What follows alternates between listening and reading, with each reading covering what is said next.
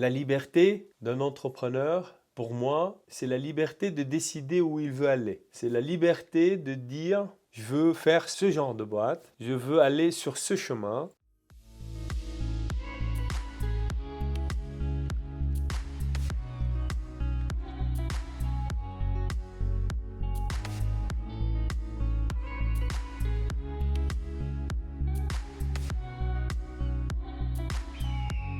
En fait, la liberté, pour moi, c'est quelque chose de sacré, hein. C'est la valeur la plus importante.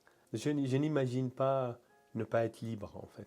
Et récemment, j'ai pensé à cette chose-là. Et quand j'allais pas bien, et je me suis dit, mais en fait, c'est quoi cette liberté? C'est un leurre, en fait. Je n'ai même pas le droit de mourir, en fait. Je me suis dit, j'ai même pas le droit de mourir. Les gens, ils ont plus de liberté. Je n'ai même pas le droit de mourir parce que j'ai tellement de responsabilités. Je dis si je fais ça, bah, il y a ça. Et en fait, finalement, la réalité, c'est que on a la capacité d'être libre. Mais l'exercice de cette liberté peut être très dommageable autour de vous. Donc votre éthique rebloque cette liberté. Il y a beaucoup d'entrepreneurs que je rencontre aujourd'hui. Et quand je leur pose la question pourquoi vous montez votre boîte, il y en a quelques-uns qui me font rire en fait. Ce qu'ils me disent pour être mon propre patron.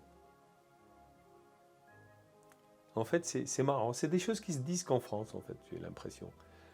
Parce que ça veut dire quoi être son propre patron? Je leur pose la question, qu'est-ce que ça veut dire être son propre patron? Et ils me répondent, ne pas avoir des comptes à rendre.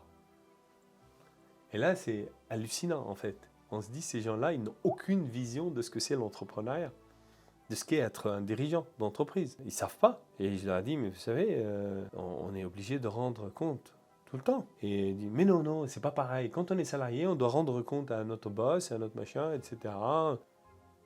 Et en fait, on se dit, oui, mais quand tu es salarié, tu as une personne à qui tu rends compte, parce qu'il y a l'hiérarchie, voilà, c'est tout. Mais quand on est entrepreneur, on doit rendre compte à ses clients, on doit rendre compte à ses salariés, on doit rendre compte à ses banques, on doit rendre compte à ses actionnaires, on doit rendre compte, même si on dit un mot et qui sort dans la presse et qu'on n'a pas dit, mais que la journaliste a écrit, on doit rendre compte tout le temps, en fait. Quand on veut être entrepreneur, on est rempli par quelque chose, une passion qui nous pousse à réaliser quelque chose. Particulièrement les gens qui sont entrepreneurs comme moi, ou qui cherchent à changer le monde, à faire des choses très grosses, pas à ouvrir un petit truc, etc.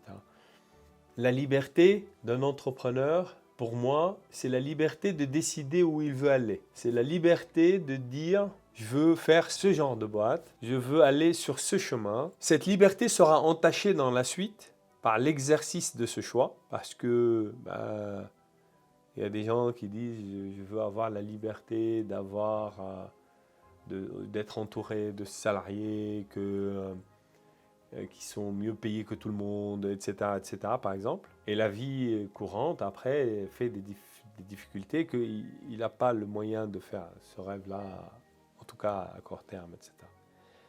Donc, l'exercice même de ce choix initial peut être entaché sur la route.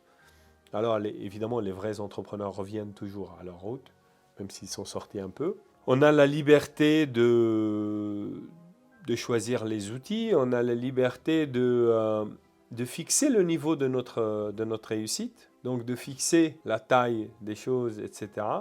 À ce moment-là, la liberté se bagarrera avec l'ambition. C'est une bagarre rude, parce que l'ambition nous tire à faire le plus grand.